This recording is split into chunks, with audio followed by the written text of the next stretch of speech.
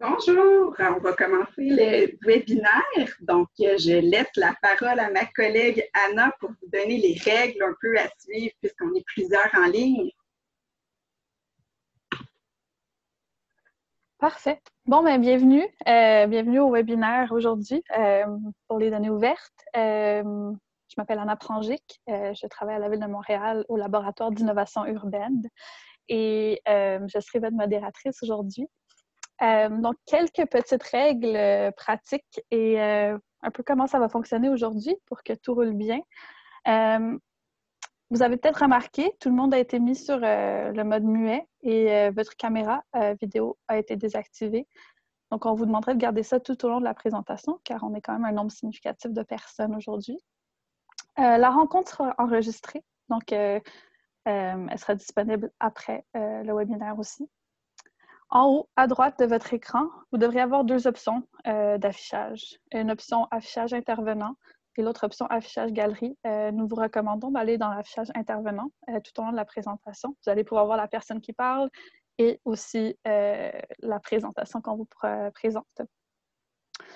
Ensuite, il y a la possibilité de poser des questions tout au long de la présentation aujourd'hui. Je vous demanderai de les poser en chat, dans le chat, la conversation de groupe Zoom. Moi, je vais les recueillir et je vais les poser à la fin de la présentation durant la période de questions. Assurez-vous bien que quand vous posez une question, elle soit adressée à tout le monde et non à une personne spécifique. Ensuite, c'est ça. Comme je l'ai mentionné, la période de questions sera à la fin de la présentation. Et je m'assurerai de recueillir le plus de vos questions possible pour les poser.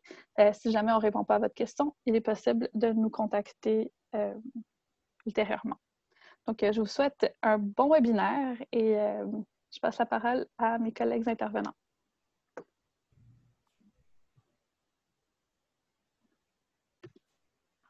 Bonjour, bonjour. Ça me fait vraiment plaisir d'être avec vous aujourd'hui. Vous êtes nombreux, vous êtes 55, on avait plus de 100 personnes inscrites, donc peut-être que des gens vont se joindre à nous.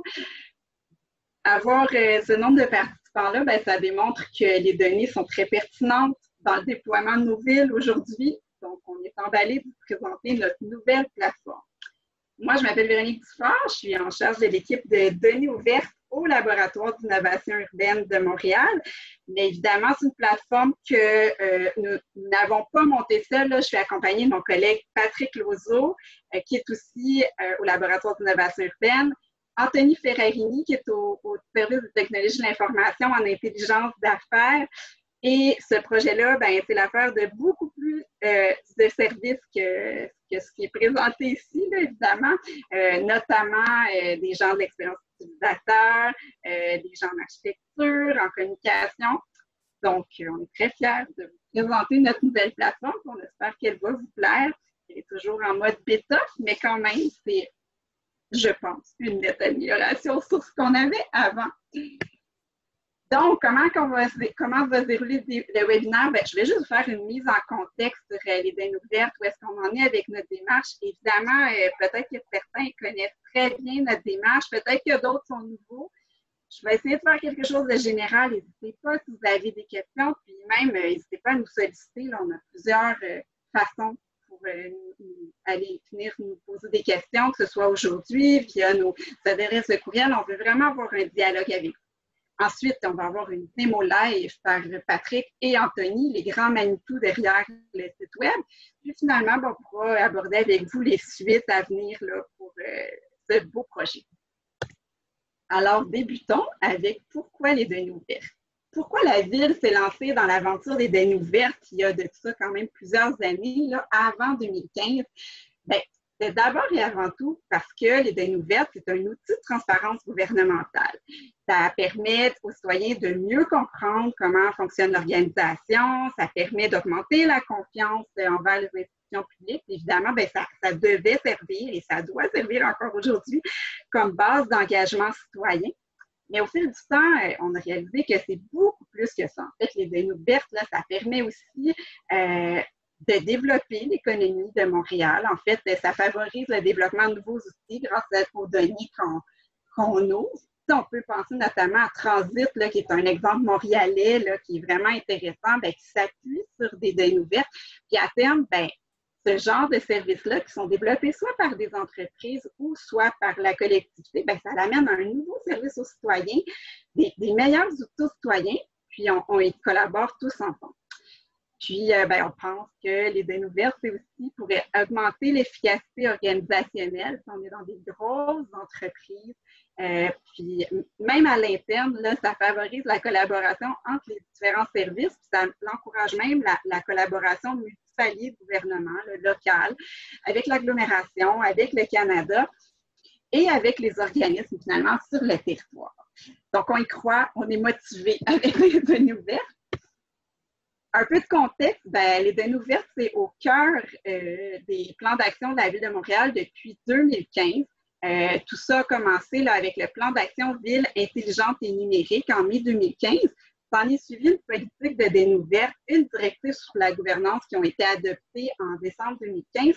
La politique de données ouvertes, sa grande spécificité, c'était qu'elle était ambitieuse pour l'époque et je pense qu'elle l'est toujours aujourd'hui avec son principe directeur d'ouverture de données par défaut. Ce que ça veut dire, c'est que toutes les données de la Ville de Montréal doivent être rendues publiques, sauf si elles sont restreintes pour certaines raisons, notamment le respect de la vie privée des informations personnelles, sujet sur lequel on travaille très fort pour s'assurer qu'on respecte la vie privée des citoyens, la sécurité publique et des biens, la propriété intellectuelle, évidemment. On ne peut diffuser des données qui ne nous appartiennent pas. Parfois, on a des compétences qui nous sont données par certains ministères qui limitent un petit peu, ou en tout cas, ce qui nous fait travailler plus fort pour ouvrir certaines données.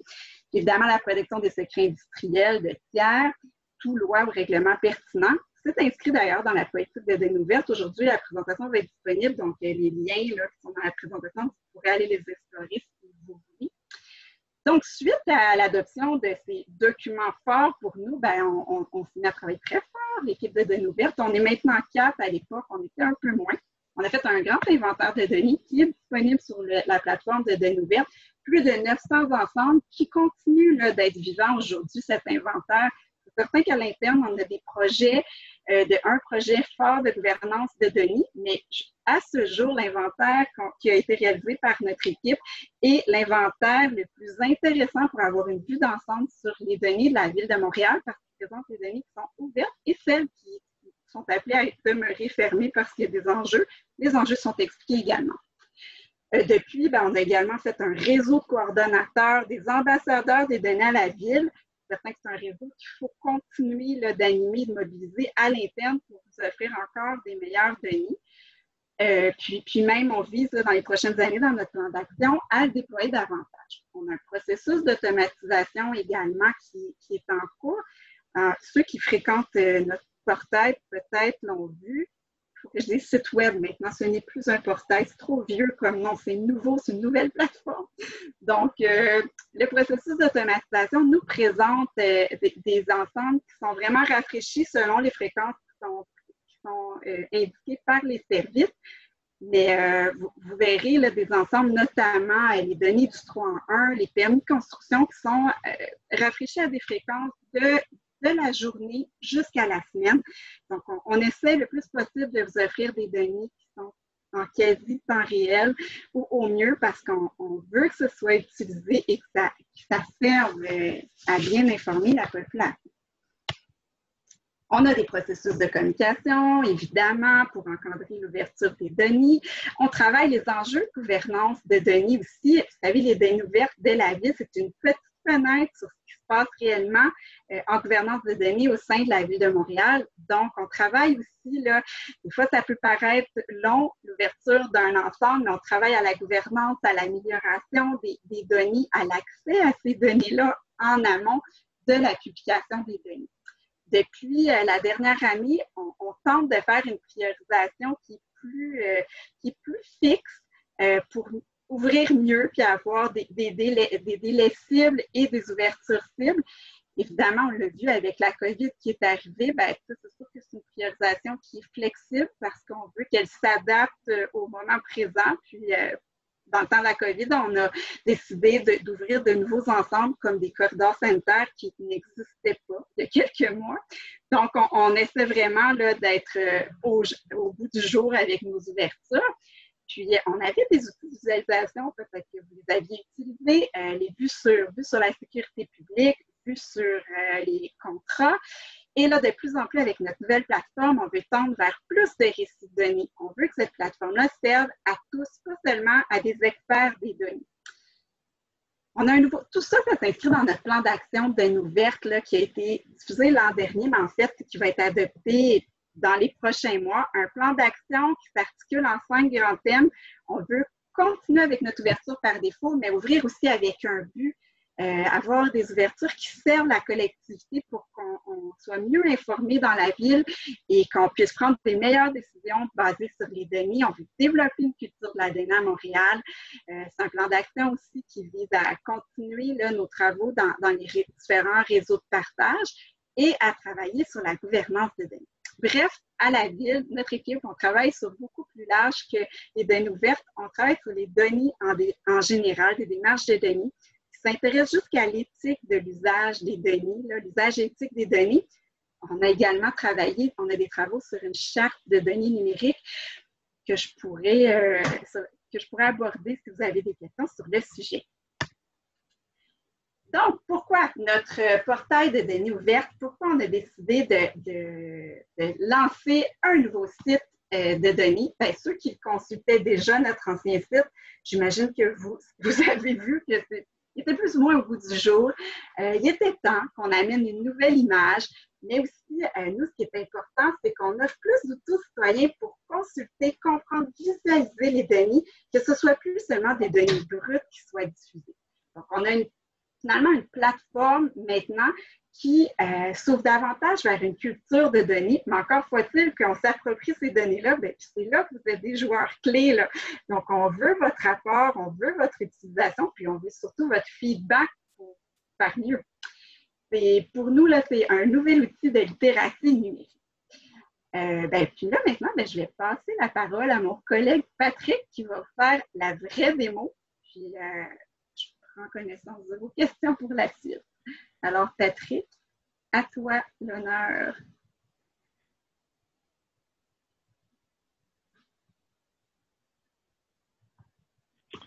Merci beaucoup, Véronique. Donc, une très bonne entrée en la matière, justement, qu'on a pu avoir avec l'introduction dans la présentation. Comme l'a mentionné Véronique, je vais maintenant vous faire une démonstration du nouveau site web. Donc, vous seriez normalement en mesure justement de voir mon écran avec le nouveau site web. On l'avait partagé déjà, mais c'est disponible à l'adresse données.montréal.ca. Ce nouveau site web-là a été construit et aligné avec l'image visuelle, l'apparence visuelle, l'expérience utilisateur du nouveau site de la Ville de Montréal, montréal.ca. Donc, vous allez évidemment retrouver beaucoup des éléments qui sont déjà en place pour Montréal.ca, qui est dans le fond le nouveau site web de la Ville de Montréal, qui est disponible depuis le mois de décembre 2019. Évidemment, on a travaillé avec les équipes du service des communications et du service des technologies de l'information pour faire cet alignement-là. Donc, évidemment, vous êtes en mesure justement d'y accéder déjà. Vous pouvez normalement y retrouver les mêmes données qui étaient disponibles sur l'ancien portail de données ouvertes. Les petits changements que je vais vous pointer sont alignés avec cette nouvelle expérience utilisateur, mais il y a certains éléments qui sont spécifiques aux données ouvertes. Évidemment, d'entrée de jeu, vous allez avoir la boîte de recherche, qui est vraiment l'outil le plus utilisé pour retrouver des données ouvertes sur notre ancien portail ou notre nouveau site web. Mais élément nouveau, c'est qu'on a ici après ça des boutons qui sont en fait des liens rapides vers soit des ensembles de données, soit une série d'ensembles de données, ou même maintenant des applications, des visualisations de données. Donc, c'est une façon pour nous de mettre de l'avant les derniers ensembles de données sur lesquels on a travaillé. Donc, par exemple, ici, on a les corridors sanitaires, on a justement les requêtes d'entreprise à la ligne affaires pendant la COVID-19, avec justement qu'est-ce qui étaient les intérêts des entreprises, quels étaient les enjeux qu'ils soulevaient. Ou par exemple ici, tout simplement le tag vélo qui vous regroupera après ça justement dans différents ensembles de données en lien avec le vélo à Montréal. Donc, c'est une façon pour nous d'un peu pointer les derniers éléments qu'on a mis de l'avant et on peut les changer assez facilement. Donc, si vous êtes un habitué du site web, vous devriez être en mesure de retrouver les nouveautés ici, mais normalement, on les communique à travers nos communications via le compte Twitter Montréal DO. On retrouve les grandes catégories pour les ensembles de données.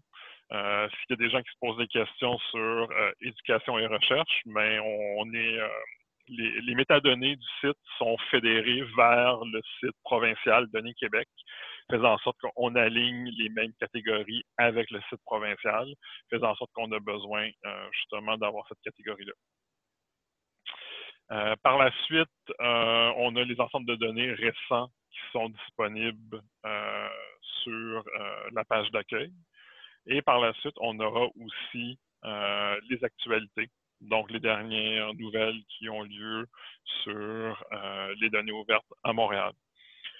Et dans le bas, vous retrouverez les menus. Donc, si vous êtes à la recherche d'éléments spécifiques, par exemple, si vous êtes à la recherche de la politique de données ouvertes, la directive sur la gouvernance de données, vous y retrouverez ici. Même chose pour la licence d'utilisation. Mais pour aujourd'hui, je vais vous amener dans la section application. Donc, dans la section application, l'élément qui est nouveau sur la section application, c'est qu'on est en mesure maintenant de filtrer en fonction de qui a créé les applications. C'est une volonté pour nous de mettre de l'avant les nouvelles applications qui sont créées justement avec les nouveaux outils de visualisation. Donc, par exemple, ici, vous allez retrouver une application qui est sur un filtrage des données du 3 à 1 pour l'année 2020. Donc, si les gens sont curieux d'aller voir les données de l'année 2020, les requêtes qui sont faites par les citoyens à la ligne d'information de la ville et de voir, dans le fond, quels sont les sujets pour l'année 2020, évidemment très influencés par la pandémie et la crise sanitaire de la COVID-19, ou sinon ici une visualisation sur les parcs et les installations sportives de Montréal. Mais on retrouve encore les applications qui sont créées par la communauté. Véronique a mentionné Transit, qui est créé par une entreprise.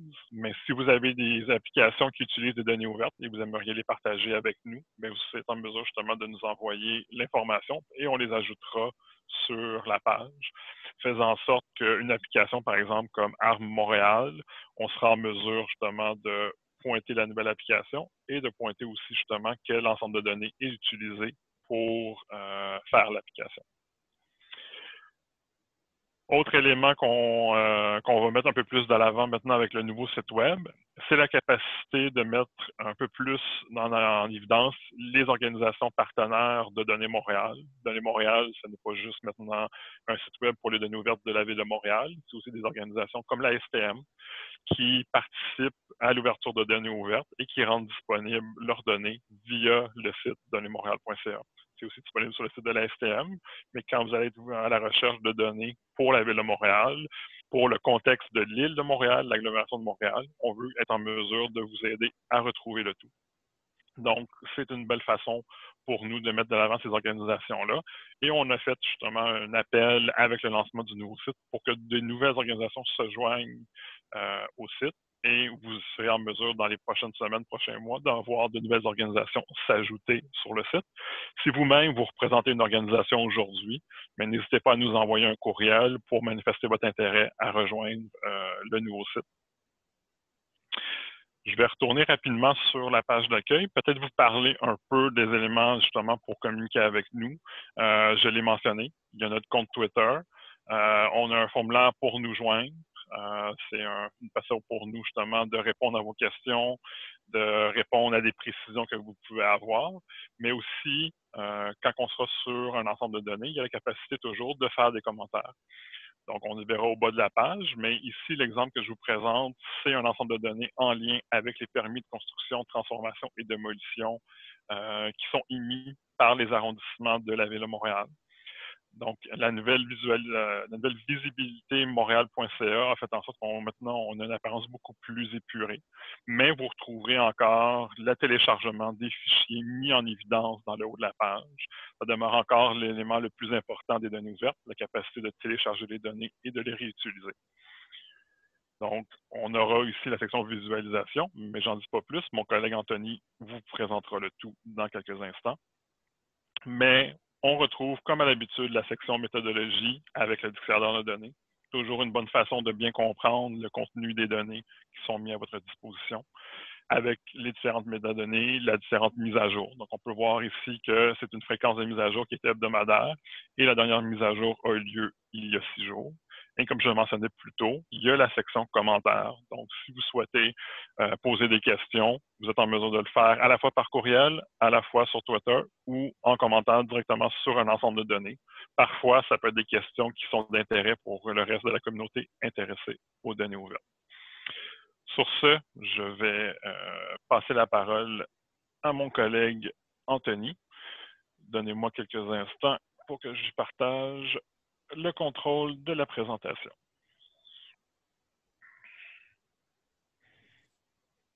Je pense que c'est bon. Merci Patrick pour cette présentation. Je vais reprendre la main.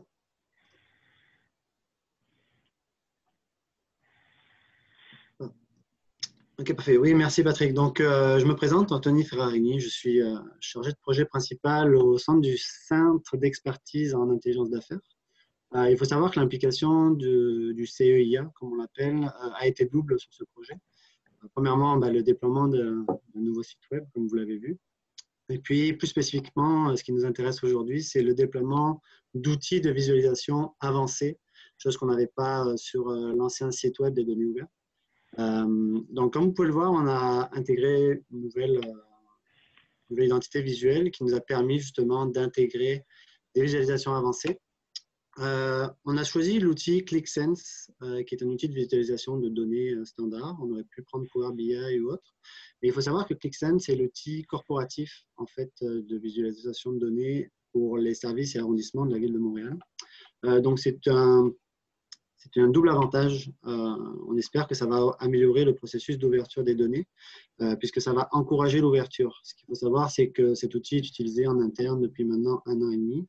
La majorité des services et arrondissements sont à l'aise, ce qui fait qu'aujourd'hui, quand on ouvre un jeu de données, on donne la possibilité aux services de faire parler leur jeu de données qu'ils utilisent au quotidien et de nous présenter des visualisations qui peuvent faire parler plus concrètement les données.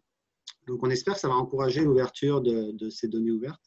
Ce qu'il faut savoir, c'est qu'on a choisi ClickSense majoritairement parce qu'il répondait à 80% des besoins du portail de données ouvertes. Mais grâce à ce nouveau site web, on peut faire l'ajout de visualisations avancées autres, telles que des cartes ArcGIS ou d'autres composants de visualisation. On va essayer d'adapter au mieux, c'est sûr, la visualisation au jeu de données. Mais sachez que si les cartes sont un peu plus avancées et que ArcGIS répondrait au mieux, si la carte existe au sein de la ville de Montréal, on peut la mettre à disposition directement sur le portail.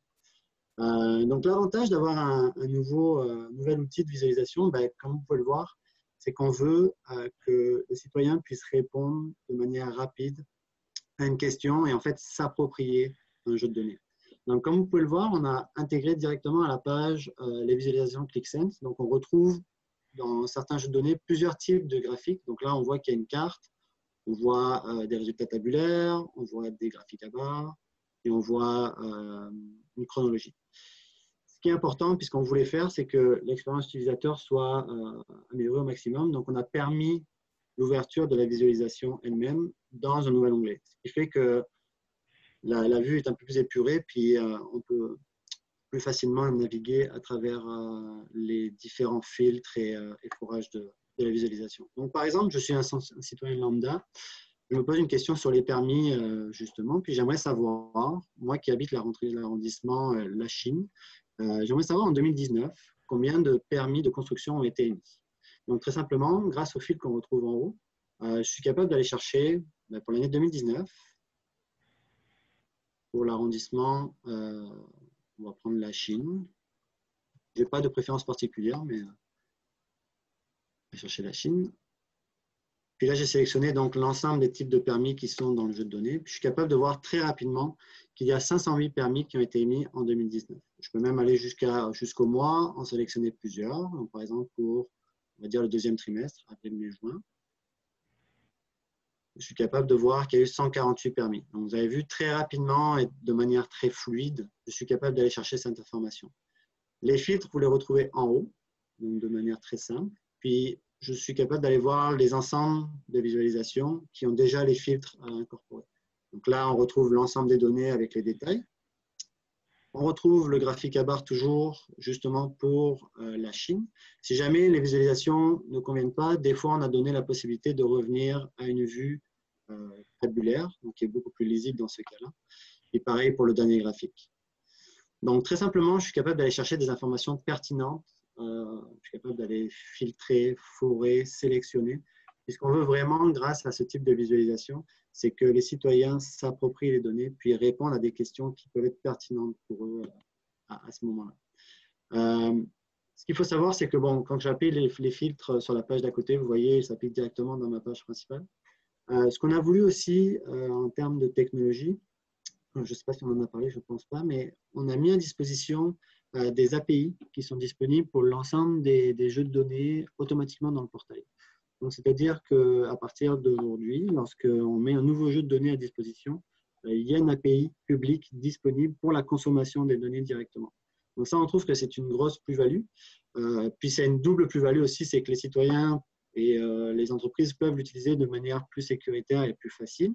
Et aussi en interne, puisque maintenant, nous forçons l'ensemble des services arrondissements à mettre les jeux de données sur le portail en premier lieu, puis consommer l'API du portail pour réaliser les visualisations dans ClickSense. Donc, c'est une belle plus-value, je pense, gagnant-gagnant. Je pense que j'ai fait pas mal le tour des visualisations. Filtrage, forage, on en a parlé, sélection, l'ouverture des nouveaux onglets. Je pense que ça a pas mal fait le tour de mon côté, Véro et Patrick. Donc, je répondrai aux questions si jamais il y en a concernant les visualisations. Et je pense que je repasse la main à Véronique pour la suite. Merci à vous.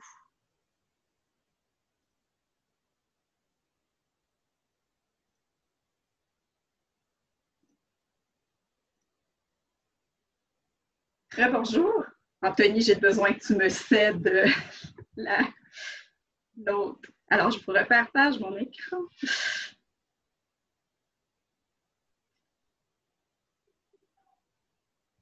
Voilà, excusez.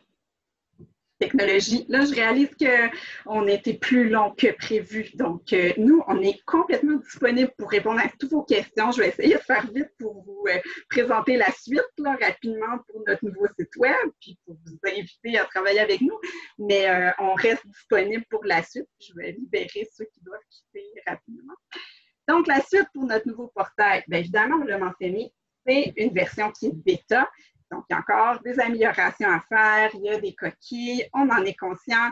Enfin, on voulait vraiment l'ouvrir puis pour recevoir votre feedback. Donc, on vous invite à nous donner toute la rétroaction sur votre appréciation de la navigation, même sur les ensembles également. On est conscient qu'on a plein d'améliorations encore à faire à nos ensembles. Il y a des limites, il y a des enjeux à la ville.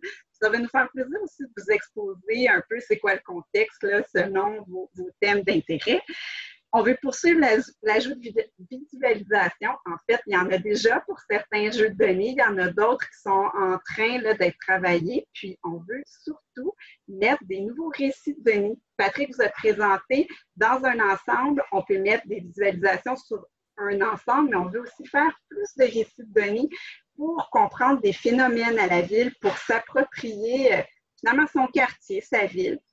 On a lancé en même temps que notre site web il y a 2 semaines, on a lancé un appel pour des partenariats. On souhaite avoir plus d'organisations qui se joignent à nous. Bixi est déjà avec nous, la STM. On travaille avec certains, peut-être vous en entendrez parler prochainement, mais on veut vraiment que ce soit un outil qui va servir à tous pour qu'on puisse accéder à des données sur le territoire montréalais. Évidemment, on remonte toutes nos données aussi sur Données Québec parce qu'on pense que c'est important qu'on ait des plateformes où est-ce qu'on peut trouver l'ensemble des informations sur le territoire. Donc, on vous invite à une rétroaction. Puis nous, on devrait fermer l'ancien portail et tenter de ne plus utiliser ce vocabulaire par la suite d'ici décembre 2020, là, selon l'évolution du nouveau site web. Maintenant, ce que je vous fais, c'est que je vous invite à les utiliser, nos données, les utiliser davantage, nous challenger. Si elles ne sont pas de qualité, elles ne sont pas de tout, elles ne répondent pas à vos besoins. On va se retourner vers les services. Évidemment, ce n'est pas nous qui travaillons ces données-là, qui les créons, mais je pense qu'on a un rôle à jouer. Puis, sachez que les fonctionnaires de la ville sont vraiment intéressés à avoir le retour des citoyens, de la collectivité, des entreprises qui utilisent les données parce qu'on veut que ça serve tous. Donc, on a besoin de vous. Je termine en vous disant que pour nous donner de la rétroaction, si ça vous intéresse, on fait également un mandat avec l'INRS. D'ailleurs, je pense qu'on a nos collègues de l'INRS là, que j'ai cru voir dans la vidéo, dans le webinaire. Donc, on veut évaluer l'utilisation spécifique de certains sur les données. Donc, si ça vous intéresse, on a un grand sondage général qui va venir prochainement, là, que vous pourrez accéder, mais aussi, on veut faire des entretiens de 1 heure pour certains cas spécifiques. Donc, si ça vous intéresse de collaborer à cette démarche-là, j'ai un formulaire ici. Le lien va être dans la présentation, puis on pourra vous le repartager. Donc, on vous invite à nous partager vos coordonnées, puis on pourra vous contacter pour cet entretien-là qui va être fait, en fait, par l'équipe de l'INRS, en fait. Et donc, c'est complètement anonyme, là. Nous, on va juste recevoir les résultats. Je vous présente la merveilleuse équipe, en fait. Quelques membres de la belle équipe qui a travaillé sur ce projet de données ouvertes. Il y en a plein d'autres. Puis vous en faites partie aussi, et même les services qui nous partagent les données via cette plateforme-là. Les données ouvertes, c'est un projet de collaboration. Et maintenant, je laisse place aux commentaires et questions. Oh, on m'a dit en fait qu'il fallait aussi que je vous rappelle c'est quoi l'adresse de notre site web. C'est maintenant données.montréal.ca. Vous pouvez nous écrire toujours à l'adresse données-ouvertes@commercialville.montréal.qc.ca. Nous, on tente là, de répondre au mieux à toutes ces questions-là, puis on les renvoie aux différents services lorsqu'il y a des questions qui sont au-delà de nos connaissances. On a également un compte Twitter que vous pouvez suivre et on va vous rendre disponible les présentations bientôt. Donc, je laisse la parole à Anna qui va faire un suivi des questions. Bon, mais merci Véronique, merci Anthony, merci Patrick. Quelle belle présentation. Beaucoup d'informations, beaucoup d'apprentissage, je pense, qui s'en viennent dans la prochaine année. Nous avons à peu près 3-4 questions à date. Je vous invite, si vous avez des questions que vous n'avez pas posées, ne soyez pas gênés, posez-les maintenant. On va essayer d'y répondre. Entre-temps, je vais prendre des questions que j'ai déjà. Donc, première question de Julie. Elle demande, c'est quoi un ensemble de... Qu'est-ce qui définit un ensemble de données, dans le fond?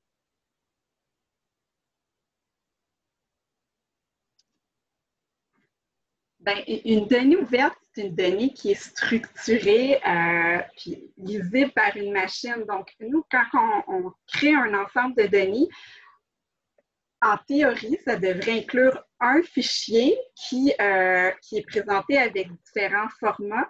Mais la réalité, des fois, c'est qu'on trouve que ça se prête bien. Un ensemble de données peut représenter un thème. Je prends par exemple les secteurs, les logements sociaux. On a présenté l'ensemble des logements sociaux, mais on avait des enjeux d'obfuscation. Donc, on a présenté également des statistiques sommant par quartier. Et pour nous, ça représentait un ensemble de données, puisque les logements sociaux, c'était tout ce qui était défini à travers cet ensemble. Peut-être que Patrick voudrait préciser là, ma réponse. Non, ben en fait, je pense que la chose la plus claire qu'on peut dire sur qu'est-ce qu'est un ensemble de données, c'est que c'est pas toujours clair pour nous à quel moment que un seul fichier se retrouve à être un ensemble de données, ou parfois c'est une combinaison de quelques fichiers qui peuvent se retrouver ensemble. Pour nous, on essaie de penser en termes du point de vue de l'utilisateur, parce que souvent les données sont organisées à la Ville de Montréal en termes de fonctions d'utilisation, et nous, on essaie plus de penser en termes de vous, qu'est-ce que vous êtes à la recherche en termes de données. Donc, on essaie, dans le fond, de formuler ces ensembles de données-là selon votre besoin. Donc, par exemple, on va, comme disait Véronique, retrouver un fichier et parfois un fichier complémentaire ou un fichier et un fichier peut-être plus aggloméré pour respecter la vie privée. Donc, il n'y a pas de règle noir ou blanc sur ce qu'est un ensemble de données. Merci Patrick, merci Véronique. Deuxième question que je poserais.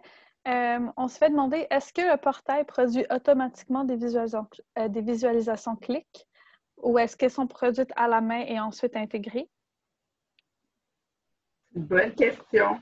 Il y a toujours du travail derrière tout ça, mais il y a quand même une génération automatique de certains ensembles, mais on va les retravailler là, pour qu'elles soient accessibles pour tous. Peut-être qu'Anthony, Patrick, je vous laisserai la parole là, pour bonifier ma réponse.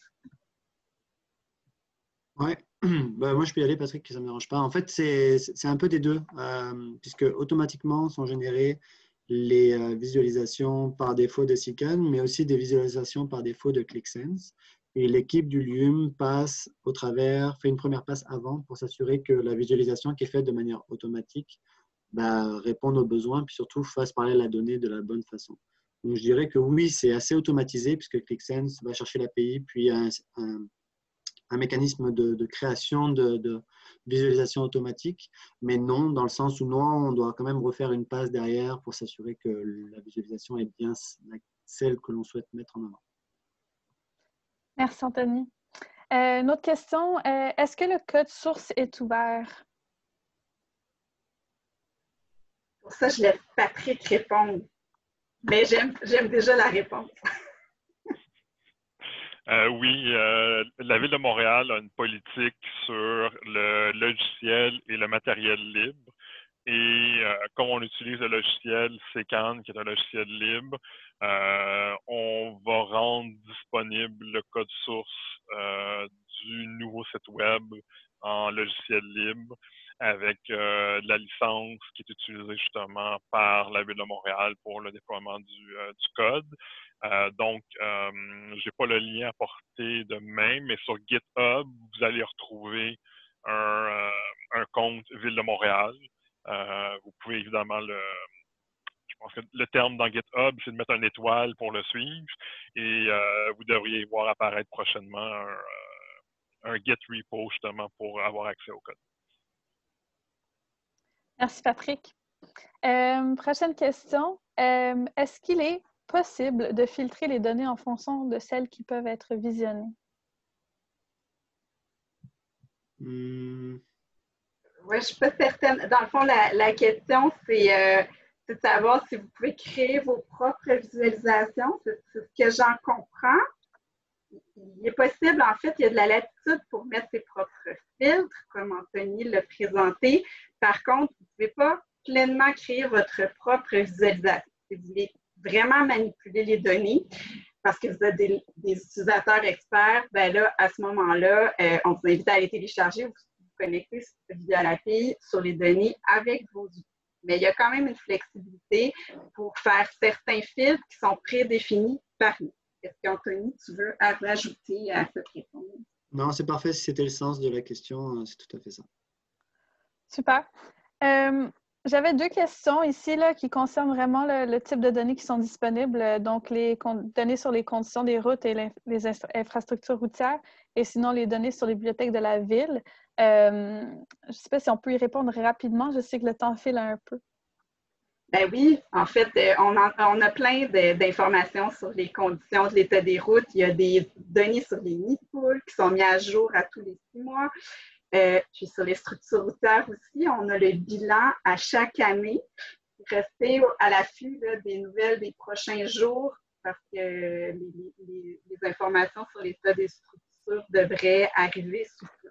Donc, il y en a vraiment beaucoup des données sur l'état des routes. Ensuite, les entraves, c'est des données qui vont venir éventuellement là, au cours de la prochaine année. Et sur les bibliothèques, Patrick, je te laisse répondre. Donc oui, je confirme qu'il y a des données qui sont disponibles pour les bibliothèques de Montréal. En fait, les bibliothèques de Montréal étaient dans les premiers services de la ville à ouvrir leurs données en 2011. Donc, vous allez retrouver des données sur l'ensemble des documents disponibles et l'historique de prêt. Et vous allez aussi retrouver des données sur tous les statistiques que les bibliothèques collectent, du nombre d'entrées jusqu'au nombre de romans de fiction, jeunesse empruntés. Donc, tout ça est disponible en données ouvertes. Merci, Patrick.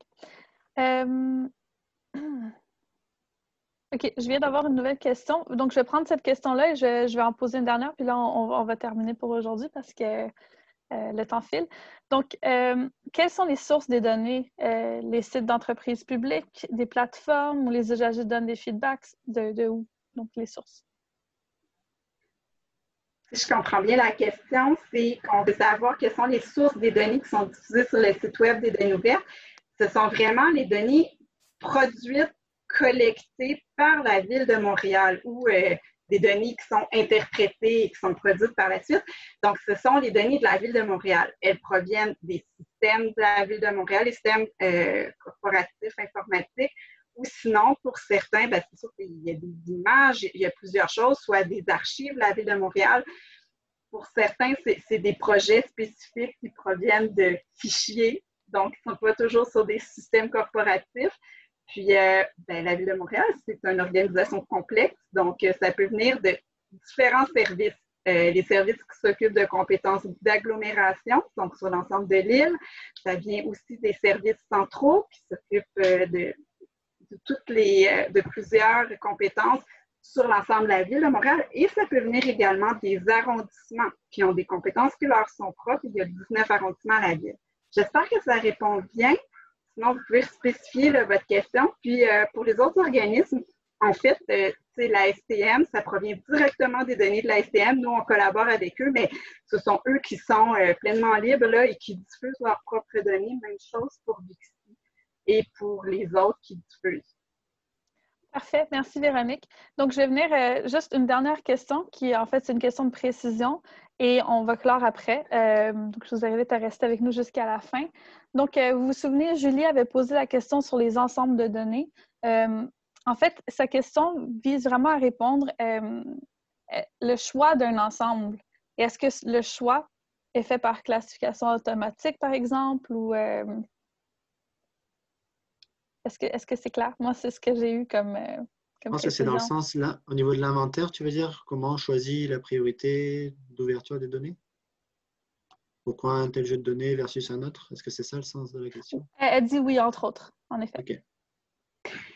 Ben, comment on priorise les ensembles de données puis on les ouvre? C'est sûr qu'il y a des bons coups faciles. Il y a des systèmes sur lesquels on travaille déjà, des systèmes informatiques. On en profite pour générer les API, le flux, puis ça suit son cours. Donc, on suit là, finalement le calendrier de déploiement des technologies d'information. Pour d'autres, ben, on essaie de saisir le momentum d'annonce, d'actualité. Je pense au corridor sanitaire. Ça faisait du sens pour nous de les ouvrir maintenant parce que c'est maintenant qu'on en parlait. Même chose quand on parle des nids de poules. Donc, on essaie de suivre le flux d'actualité. C'est pas toujours simple parce que certaines données nécessitent beaucoup de travail. Mais en général, notre priorisation, elle s'appuie sur les priorités aussi des services. Donc, on travaille avec tous les services puis on priorise avec eux qu'est-ce qu'ils veulent ouvrir et non dans les prochaines années. Puis, on essaie de se coller à l'avancement des projets TI. Merci Véronique. Julie, j'espère que ça répond à ta question. Par contre, on va clore aujourd'hui. Si tu as encore une question, si on n'a pas bien répondu, je t'invite à nous écrire directement. Et je vais inviter tout le reste du monde aussi présent à le faire aussi. Merci beaucoup de votre participation aujourd'hui. Merci d'avoir été des nôtres. Merci Véronique, Anthony et Patrick de la fantastique présentation. Encore une fois, notre site web, c'est données.montréal.ca. Vous pouvez nous écrire directement sur notre adresse courriel. La présentation a été enregistrée et elle va être rendue disponible. Donc, on va tout vous partager ça. Mais n'hésitez pas à nous contacter avec des questions particulières ou spécifiques auxquelles on n'aurait pas répondu aujourd'hui. Et passez une belle journée. Au revoir tout le monde. Merci beaucoup. Merci à tous. À bientôt. Merci. Je l'espère. Bonjour. Oui. Merci tout le monde.